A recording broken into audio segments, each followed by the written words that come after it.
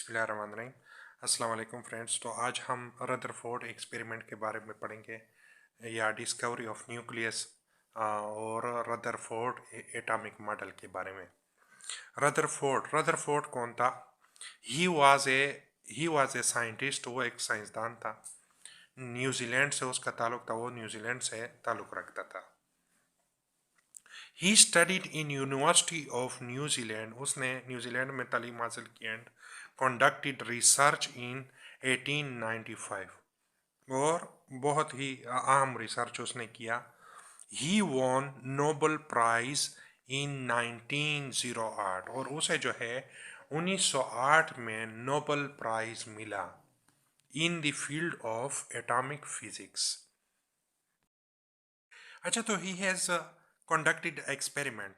He conduct experiment to determine the internal structure of the atom in 1911. उसने यानी atoms का structure, atom की साख्त, यानी एटम किन किन चीज़ों से बना है उसके स्ट्रक्चर को मालूम करने के लिए उसने एक एक्सपेरिमेंट अंजाम दिया। He bombarded a thin gold foil whose diameter or thickness was 0.00004 centimeter thick with alpha particle। उसने बहुत ही पतले से गोल्ड फॉयल को उस पर बम्बार्ड किया अल्फा पार्टिकल्स पर। तो alpha particles obtained from the radio active, वो अल्फा पार्टिकल्स उसने उस पर बम्बार्ड किए गोल्ड फॉयल पर, यानी एक सोने का बहुत ही पतला सा वो फॉयल था, उस पर उसने अल्फा पार्टिकल बम्बार्ड किए। तो photographic plate was placed behind the foil to observe scattering of alpha particle. तो फोटोग्राफिक प्लेट की जगह हम जिंक सल्फाइड फ्लोरेसेंट स्क्रीन भी हम यूज कर सकते हैं। Can also be used whenever an alpha particle struck with the screen. जब कभी भी एल्फा पार्टिकल स्क्रीन के साथ स्ट्रक करती है स्क्रीन के साथ, a flash of light was produced। flash of light was produced on that point। यानी उस पॉइंट पर फ्लैश, यानी उस एरिया पर जहां पर स्ट्रक करता है फ्लोरेसेंट स्क्रीन के साथ, तो वहां पर अच्छा ऑब्जर्वेशन को रदरफोर्ड ने क्या क्या ऑब्जर्वेशन रदरफोर्ड ने ऑब्जर्व की। he bombarded gold foil with approximately 20,000 particles, जो कि अल्फा पार्टिकल्स थे। उसने 20,000 अल्फा पार्टिकल्स पर वो किया, गोल्ड फॉयल पर उसको बम्बार्ड किया अल्फा पार्टिकल को। Most of the alpha rays were passed straight through the gold undeflected। और उसने ये ऑब्जर्व किया कि अल्फा पार्टिकल जो है वो गुजर गए सीधे राह में वो गुजर गए अल्फा पार्टिकल्स। सम डिफ्लेक्टेड थ्रू स्मॉलर एंगल, और कुछ ने अल्फा पार्टिकल्स ने डिफ्लेक्शन कर ली, यानी थोड़े बहुत कुछ वो हुए, मुड़ गए। इसके बाद very few bounce back at original, और बहुत ही कम जो है वो बाउंस बैक हुई उस रास्ते पर जहां से अल्फा पार्टिकल्स आ रही थी।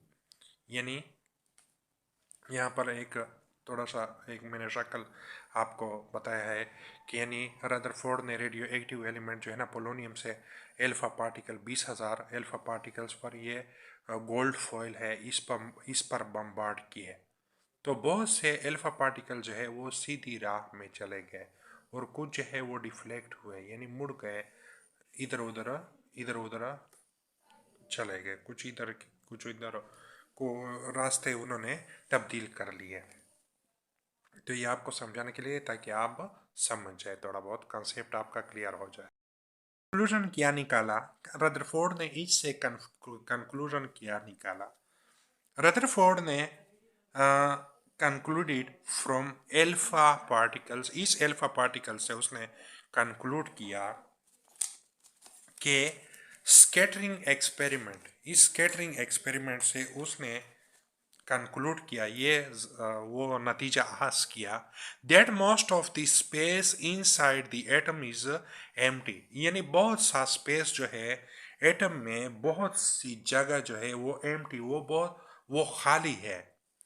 As most of the alpha particles passed without deflecting, यानी अल्फा पार्टिकल जो है बहुत ज़्यादा जो है वो गुजर गए विदाउट डिफ्लेक्टिंग, यानी उन्होंने रास्ता मुड़े बगैर ही वो गुजर गए। मतलब ये है कि बहुत सी जगह जो है एटम की वो खाली है। Very few alpha particles deflected indicates the positive charge occupies very little space, यानी बहुत ही कम जो है अल्फा पार्टिकल्स वो मुड़ गए, उन्होंने रास्ता तब्दील किया, यानी वो किसी और साइड में मुड़ गए सीधे जाने के बजाय। उन्होंने ये जाहिर किया कि यानी positive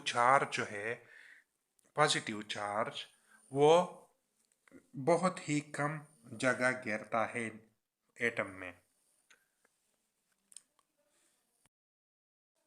alpha particles closely passing to nucleus, alpha particle जो कि करीब से गुजर रहे थे न्यूक्लियस से, डिफ्लेक्ट थ्रू लार्जर एंगल्स, क्योंकि एल्फा पार्टिकल जो थे उस पर भी पॉजिटिव चार्ज थे और न्यूक्लियस में प्रोटॉन जो है वो भी पॉजिटिव चार्ज होता है, तो वो बहुत ही बड़े एंगल पर वो डिफ्लेक्ट हुए जब वो न्यूक्लियस के करीब ही से गुजर रहे थे।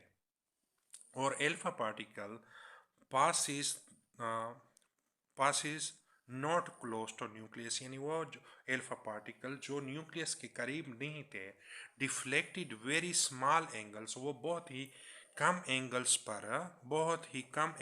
पर डिफ्लेक्ट हुए, मुड़ गए।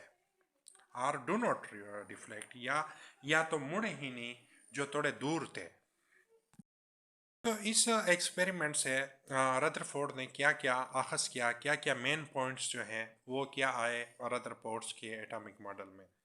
Main points of Rutherford atomic models का कौन कौन से हैं, वो अंदर हम इसका थोड़ा बहुत वो करते हैं, एक्सप्लेन करते हैं, थोड़ी उसकी वजाहत करते हैं।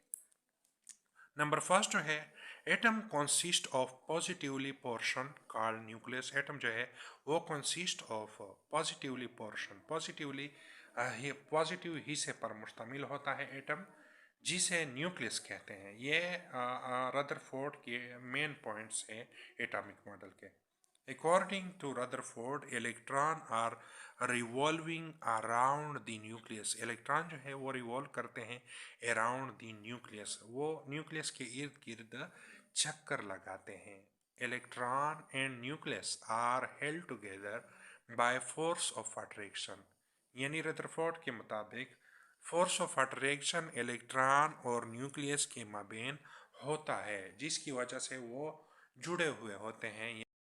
The size of nucleus is very small as compared to the size of atom. यानी रदरफोर्ड एटॉमिक मॉडल के मुताबिक साइज ऑफ न्यूक्लियस जो है वो बहुत ही छोटा है as compare to size of atom के मुकाबले में।